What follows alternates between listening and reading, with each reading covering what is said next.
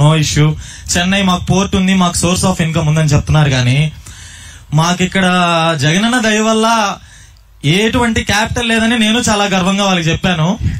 So like అసలు మాకు ఏం కర్మ పట్టింది, మేము ఇలా ఒక క్యాపిటల్ లేని స్టేట్ లో ఉంటున్నామని చాలా బాధగా ఉందన్న. మాకు మేము ఇళ్లలో వదిలేసి ఎక్కడెక్కడో దూరం వెళ్ళి కాకుండా మాకు ఇక్కడ అమరావతినో లేకుంటే విజయవాడ దగ్గర మీరు ఒక క్యాపిటల్, ఒక మార్గం మాకు చూపిస్తే, మేము ఇక్కడ మీరు ఇండస్ట్రీస్ తెస్తే, ఇక్కడ ఇన్వెస్ట్మెంట్స్ పెడితే మాలాంటి వాళ్ళకి ఎంతో మంది యూత్ కి చాలా అవకాశాలు వస్తాయని మేము కోరుకుంటున్నాం అన్న.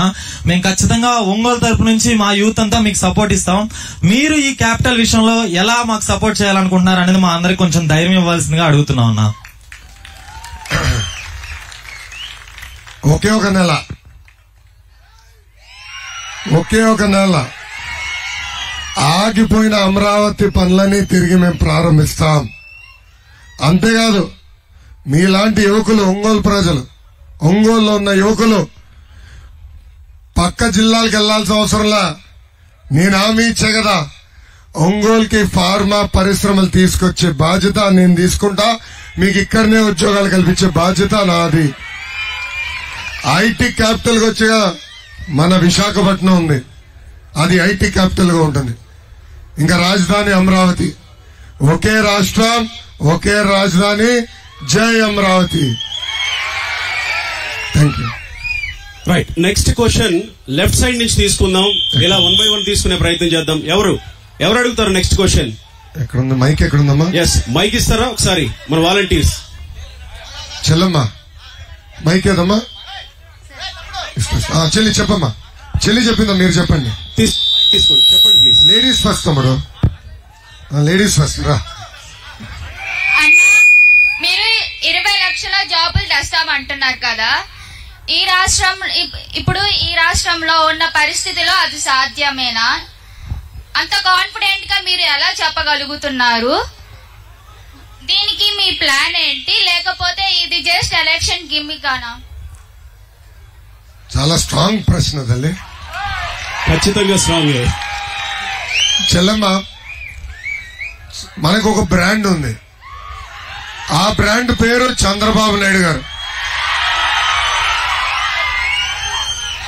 ఆనాడు హైదరాబాద్ ని అభివృద్ధి చేసింది ఎవరు తల్లి? చంద్రబాబు నాయుడు గారు. ఆనాడు ఫైనాన్షియల్ డిస్ట్రిక్ట్ ఏర్పాటు చేసిన వ్యక్తి ఎవరు? సిబిఎన్. ఐఎస్బి తీసుకొచ్చింది ఎవరు? సిబిఎన్. అదే ఇప్పుడున్న తెలంగాణకి. ఆంధ్ర రాష్ట్రం కియా మోటార్స్ తీసుకొచ్చింది ఎవరు? సిబిఎన్. హెచ్సిఎల్ తీసుకొచ్చింది ఎవరు? సిబిఎన్. ఈ ప్రభుత్వం అధికారంలోకి వచ్చిన తర్వాత తెలుగుదేశం ప్రభుత్వంలో 6 లక్షల మందికి ఉద్యోగాలు కల్పించామని శాసన మండలి సాక్షిగా ఒప్పుకున్నారు తల్లి.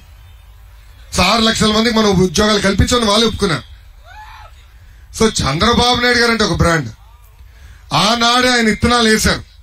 అనంతపూర్కి కియా, చిత్తూరుకి ఒక ఎలక్ట్రానిక్స్ మ్యానుఫ్యాక్చరింగ్, కర్నూలుకి రెన్యూబుల్ ఎనర్జీ సిమెంట్ ఫ్యాక్టరీలు, ఇట్లా ఒక్కొక్క జిల్లాకి ఒక్కొక్క ఫోకస్ ఏరియా తీసుకొచ్చారు. ఆనాడు ఇత్తనాలు వేసాం. ఇప్పుడిప్పుడు ఎక్కువ సిస్టమ్ ఏర్పడింది. కారణం ఆనాడు ఆయన చేసిన కష్టం.